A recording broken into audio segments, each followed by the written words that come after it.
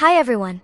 Today we're diving into a very common issue that many Raspberry Pi 3B users encounter, the dreaded low voltage warning. You might have seen it as a small lightning bolt icon in the corner of your screen, or perhaps a rainbow square. These visual cues are your Pi's way of telling you it's not getting enough power, and ignoring them can lead to various problems, from system instability to data corruption. Understanding why this happens and how to fix it is crucial for a smooth Raspberry Pi experience. Let's break down the main reasons for this warning. First and foremost, the most frequent culprit is an underpowered power supply. The Raspberry Pi 3B is a capable little computer, and it requires a stable power source, typically around 5.1 volts at 2.5 amps or even 3 amps if you have many peripherals.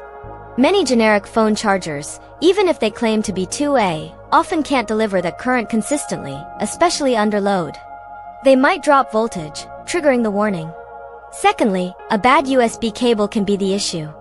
Not all micro USB cables are created equal. Thin or long cables have higher electrical resistance, causing a significant voltage drop between your power supply and your Pi.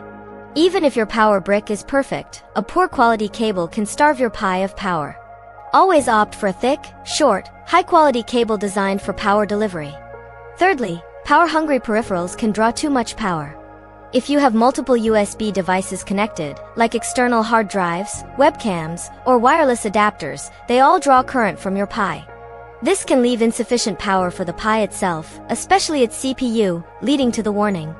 Finally, overclocking your Pi can also increase its power demands beyond what your current setup can provide, even with a decent power supply. Now, let's talk about the solutions to banish that pesky lightning bolt. The most important step is to invest in a proper power supply. Ditch those old phone chargers. Get a power supply specifically designed for the Raspberry Pi, ideally the official one, rated at 5.1V and at least 2.5A or 3A. This ensures a stable and sufficient power delivery. Next, replace your USB cable if it's not a high-quality one.